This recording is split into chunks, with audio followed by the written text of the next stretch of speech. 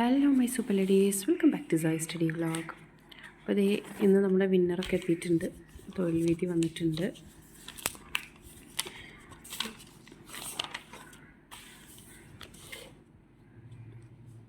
ഇതിൽ പൗരത്വ നിയമമാണ് കേട്ടോ, കോൺസ്റ്റിറ്റ്യൂഷനിൽ ഇതിൽ കൊടുത്തിട്ടുള്ളത്.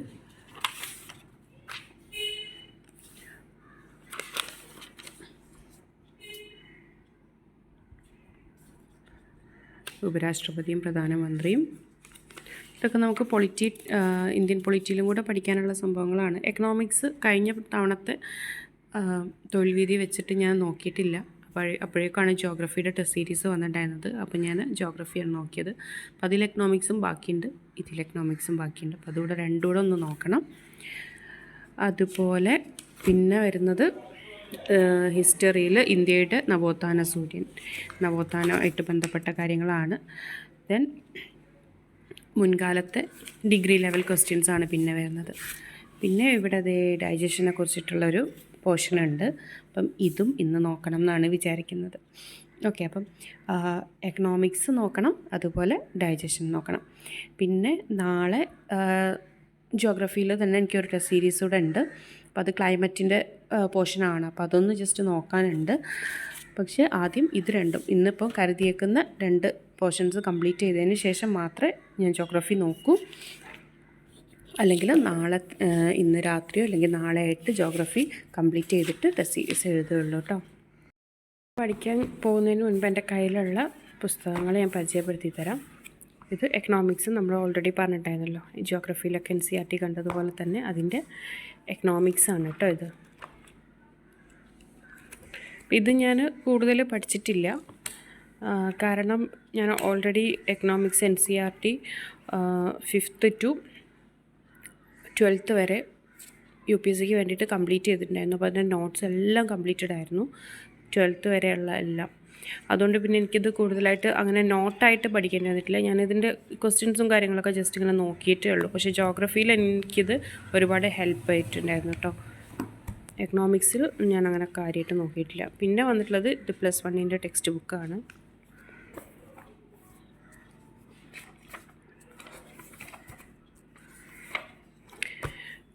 പിന്നെ വന്നിട്ട് ഈ ഒരു ബുക്കാണ് കയ്യിലുള്ളത്, രമേശ് സിംഗിൻ്റെ ഇന്ത്യൻ എക്കോണമി. ഇതൊക്കെ പഴയ എഡിഷനാണ്, പുതിയ എഡിഷൻസൊക്കെ വന്നിട്ടുണ്ട്. പക്ഷേ ഇങ്ങനെ പുതിയ എഡിഷൻസ് വരുമ്പം വാങ്ങിക്കാനുള്ള സാമ്പത്തിക ശേഷി ഇല്ലാത്തതുകൊണ്ട് ഞാൻ പഴയ എഡിഷൻസ് തന്നെ വെച്ചിട്ട് പഠിക്കുകയാണ്. ബാക്കി പിന്നെ കറണ്ട് അഫെയർസും കാര്യങ്ങളൊക്കെ നമുക്ക് അത് വെച്ചിട്ടൊക്കെ നോക്കാമല്ലോ. ഓക്കെ, അപ്പം ഇത്രയൊക്കെ വെച്ചിട്ടാണ് നോക്കുന്നത്. ഇതൊക്കെ എൻ്റെ നോട്ട്സാണ് കേട്ടോ. 5 ഇയർ പ്ലാനും എന്തൊക്കെയോ ഞാൻ എഴുതി വെച്ച നോട്ട്സാണിത്. ഓക്കെ, പിന്നെ SCERT ബുക്സാണ്. SCERT 5th to 9th to 10th. ചെറിയ ക്ലാസ്സുകളിൽ അങ്ങനെ എക്കണോമിക്സ് വലിയ രീതിയിലൊന്നും പഠിക്കാനില്ലല്ലോ.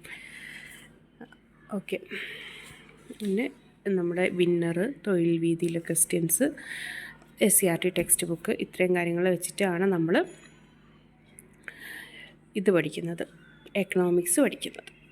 സത്യം പറഞ്ഞാൽ എനിക്കൊരു കാര്യം ഫുൾ വിട്ടുപോയി എന്ന് വേണമെങ്കിൽ പറയട്ടെ. ഞാൻ മറന്നുപോയൊരു സംഭവം ഉണ്ടായിരുന്നു. ഞാൻ അഡ്ഹോക്ക് ലേണിങ്ങിൻ്റെ ഒരു ചെറിയൊരു കോഴ്സ് എടുത്തിട്ടുണ്ടായിരുന്നു. മീൻസ് പ്രിലിംസ്, സെക്രട്ടേറിയറ്റ് അസിസ്റ്റൻറ്റിൻ്റെ പ്രിലിംസ്. അത് കുറേ മുൻപ്, ഐ തിങ്ക് ഒരു 2 months മുന്നേ ഞങ്ങൾ ഇൻസ്റ്റാഗ്രാമിൽ എന്തോ ഒന്ന് കണ്ടപ്പോൾ ഞാൻ എടുത്തതായിരുന്നു. പക്ഷെ അത് ഇതുവരെ എനിക്ക് തുറന്ന് നോക്കാനോ അതിൻ്റെ ഒരു ക്ലാസ് കാണാനോ പറ്റിയിട്ടുണ്ടായിരുന്നില്ല കേട്ടോ. ഞാൻ ആ സമയത്ത് ജോയിൻ ചെയ്തു, ദെൻ അന്ന് ഓപ്പൺ ചെയ്ത് നോക്കി. എന്നിട്ട് പിന്നെ ഞാൻ കരുതി LDCൻ്റെ ഒക്കെ ടൈമിലാണ്. അപ്പോൾ ഞാൻ കരുതി LDC ഒക്കെ കഴിഞ്ഞതിന് ശേഷം നമുക്ക് നോക്കാമെന്ന് വെച്ചു. പക്ഷേ ഞാൻ വിട്ടുതന്നെ പോയി. പിന്നെ എല്ലാം ഓഫീസ് ഫോണിലാണ് ഫുൾ ടൈം. നമുക്ക് നമ്മുടെ ഫോൺ നോക്കാൻ തന്നെ സമയം കിട്ടാറില്ല. അതുകൊണ്ട് തന്നെ ഞാൻ പിന്നെ അങ്ങനെ എൻ്റെ ഫോണ് പിന്നെ ഈവനിങ് ആണ് എടുക്കുക. അത് കുട്ടികൾ വന്നാൽ അവർ കാണാൻ വേണ്ടിയിട്ട് എടുക്കും, അത് കഴിഞ്ഞ് അവരെടുത്ത് വെക്കും. എനിക്കൊന്നും എൻ്റെ ഫോണിൽ ചെയ്യാനില്ലാത്ത കാരണം ഞാൻ സത്യം പറഞ്ഞാൽ എനിക്ക് ഓർമ്മ പോലും ഉണ്ടായിരുന്നില്ല കേട്ടോ. ഇപ്പം ഞാൻ എന്തോ ജസ്റ്റ് ഇങ്ങനെ സ്ക്രോൾ ചെയ്തപ്പോഴാണ് എൻ്റെ മനസ്സിലോട്ടേക്ക് ഇങ്ങനൊരു സംഭവം ഉണ്ടായിരുന്നത്. ഇതെന്താണ് ഈ ഐക്കൺ എന്ന് വിചാരിച്ചിട്ട് എടുത്തതാണ്. എനിക്കങ്ങനെ ഒരു സബ്സ്ക്രിപ്ഷൻ എടുത്ത കാര്യം പോലും ഓർമ്മയില്ല. അപ്പോഴാണ് അയ്യോ ഇങ്ങനൊരു സാധനം എൻ്റെ കൂടെ ഉണ്ടായിരുന്നു, ഞാൻ ഇത് പൈസ കൊടുത്ത് വാങ്ങിച്ച സാധനമല്ലേ, എന്താ ഇത് നോക്കാത്തതെന്നൊക്കെ എപ്പോഴാണ് ഞാൻ ശരിക്കും ആലോചിക്കുന്നത്. അപ്പോൾ ഞാൻ കരുതി പ്രിലിംസിൻ്റെ ക്ലാസ്സുകളൊക്കെ ഇതന്നെ വെച്ചിട്ട് കാണാമെന്ന് കരുതിയിട്ടോ. അപ്പം ഞാനിപ്പോൾ മലയാളമാണ്, അപ്പോൾ അതിൽ നോക്കിയപ്പോൾ കാണുന്നത് ഡേയ്സായിട്ട്, അതായത് ഡേ 1, ഡേ 2, ഡേ 3 എന്ന് പറഞ്ഞിട്ട് അവർ കുറച്ച് ടോപ്പിക്സ് കൊടുത്തിട്ടുണ്ട്. മീൻസ് നമ്മളൊരു ടൈം ടേബിൾ ഉണ്ടാക്കുന്നതിന് പകരമായിട്ട് തന്നെ നമുക്കൊരു ടൈം ടേബിൾ ഇട്ട് തരുവാണ്. അപ്പം ഡേ 1 നമ്മൾ ഫസ്റ്റ് ഡേ ആ ആപ്പിൽ കയറി കഴിഞ്ഞാൽ ഡേ 1 ഏതൊക്കെ ക്ലാസ് ഉണ്ടോ അതെല്ലാം കാണാം. അത് കഴിഞ്ഞിട്ട് അതൊരു ടെസ്റ്റ് ഉണ്ട്.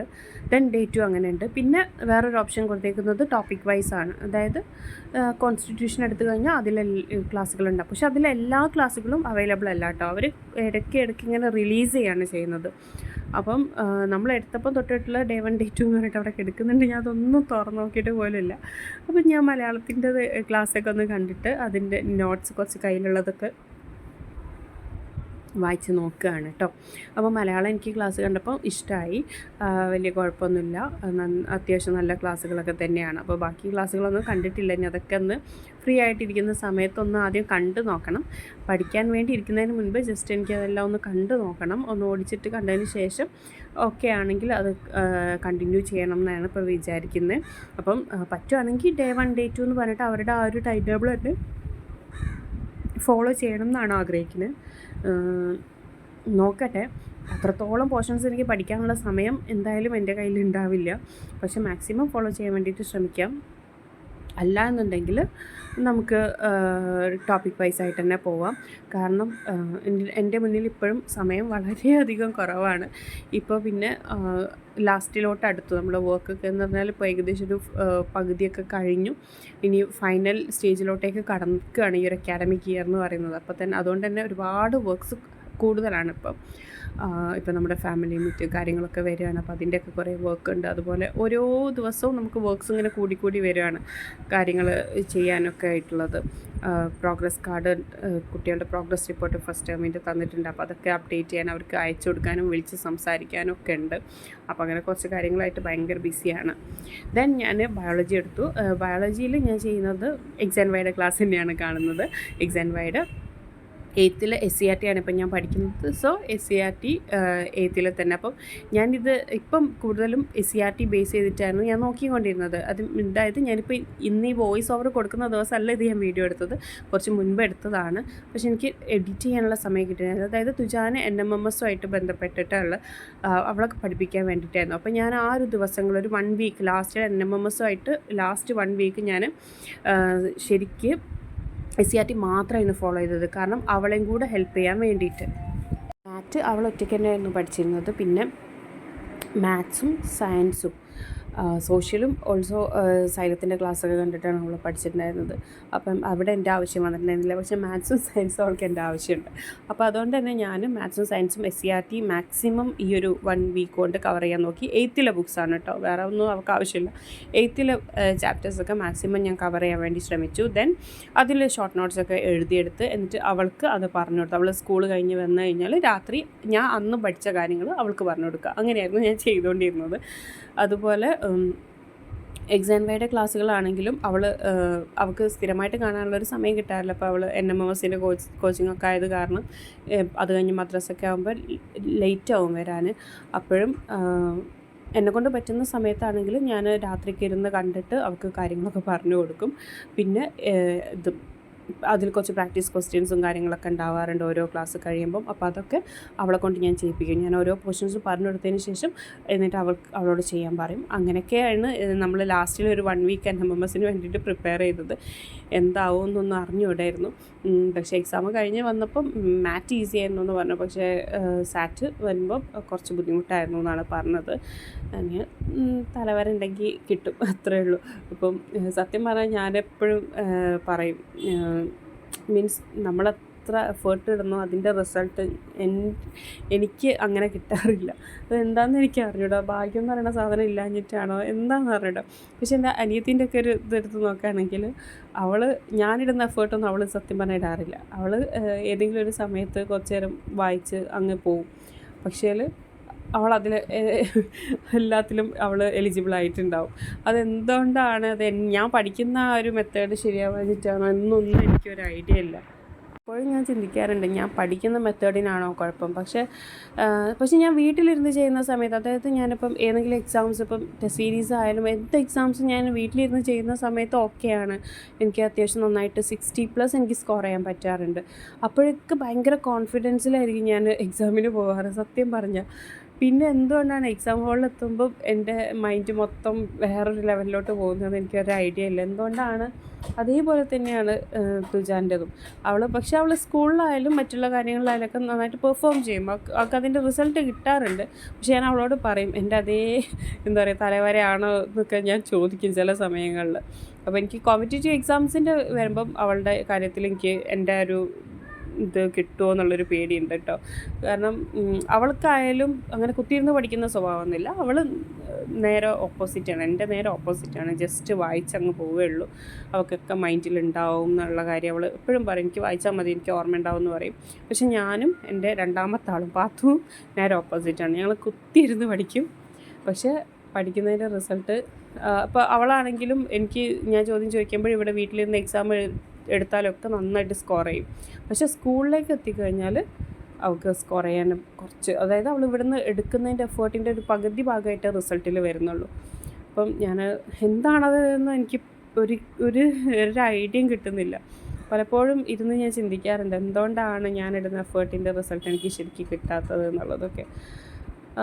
അതിൻ്റെ അവസാനം എനിക്ക് അതിൻ്റെ ഒരു റീപ്ലൈ ആയിട്ട് ഞാൻ തന്നെ പറയും, ചിലപ്പം ഭാഗ്യം ഇല്ല എന്നുള്ളത് കൊണ്ടാവും. എനിക്ക് അറിഞ്ഞൂടാ. എന്തെങ്കിലുമൊക്കെ നമുക്ക് വേണ്ടിയിട്ട് വെയിറ്റ് ചെയ്യുന്നുണ്ടാവും, എവിടെയെങ്കിലുമൊക്കെ കിട്ടുമാവും. നമ്മളെ കൊണ്ട് പറ്റുന്ന അത്രയും ബെസ്റ്റ് നമ്മൾ കൊടുക്കുക എന്നുള്ളതേ ഉള്ളൂ, അല്ലാതെ വേറൊന്നുമില്ല. അപ്പം ഞാൻ എൻ്റെ ബെസ്റ്റ് ഞാൻ കൊടുക്കുന്നുണ്ട്. എനിക്ക് കിട്ടുകയാണെങ്കിൽ കിട്ടട്ടെ എന്നുള്ളത് മാത്രമേ ഇപ്പം ഞാൻ അങ്ങനെ ചിന്തിക്കുന്നുള്ളൂ. ആദ്യമൊക്കെ ഞാൻ വാങ്ങും എന്നുള്ള വാശിയായിരുന്നു. പക്ഷേ എനിക്കിപ്പോൾ അങ്ങനെ ചിന്തിക്കാനേ പറ്റുന്നില്ല. കാരണം ഞാനത് അത്രയും ആലോചിച്ച് അതിൽ എഫേർട്ട് എടുത്ത് ഞാൻ എക്സാമിന് പോയി കഴിഞ്ഞാൽ ഞാൻ ചെയ്തതിൻ്റെ ഒരു പകുതി പോലെ എനിക്കവിടെ പെർഫോം ചെയ്യാൻ പറ്റാത്തതുകൊണ്ട് ഞാനിപ്പം ആ ഒരു ചിന്ത മൊത്തമായിട്ട് അങ്ങ് ഒഴിവാക്കിയിട്ടുണ്ട്. ഒന്നും നിങ്ങളെ നിരുത്സാഹപ്പെടുത്താൻ പറയാമല്ല കേട്ടോ, ഞാൻ ഡീമോട്ടിവേറ്റ് ചെയ്യുന്ന രീതിയിൽ സംസാരിച്ചൊന്നും കരുതരുത്. ഞാൻ എൻ്റെ ഒരു സിറ്റുവേഷനാണ് പറഞ്ഞത്. ഓരോരുത്തർക്കും ഓരോ സിറ്റുവേഷനായിരിക്കും. ചിലപ്പോൾ ഞാൻ ഇത്രയും പഠിച്ചാൽ അത്ര പോലും ഇരിക്കാതെ 2 മാസം 3 മാസം ഇരുന്ന് പഠിച്ചിട്ട് ലിസ്റ്റിൽ കയറിയവരും ജോലി കിട്ടിയവരൊക്കെ ഉണ്ടാവും.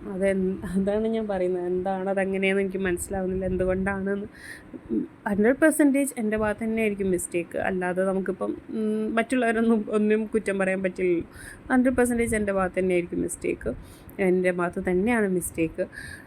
പക്ഷെ അത് എവിടെയാണ്, എന്തുകൊണ്ടാണ് എന്നുള്ളതും കൂടെ കണ്ടെത്തണം. എന്നിട്ട് അതിനൊരു പരിഹാരം കണ്ടെത്തണം എന്നൊക്കെയുള്ളതാണ് ഇപ്പോഴത്തെ എൻ്റെ ഒരു ചിന്ത. പക്ഷേ നോക്കാം, മാക്സിമം കൊടുക്കുന്നുണ്ട്. അപ്പോൾ ഇത്രയൊക്കെയുള്ളൂ പറയാൻ. അപ്പം SCRT ആയിരുന്നു മെയിനായിട്ട് നോക്കിയിരുന്നത്.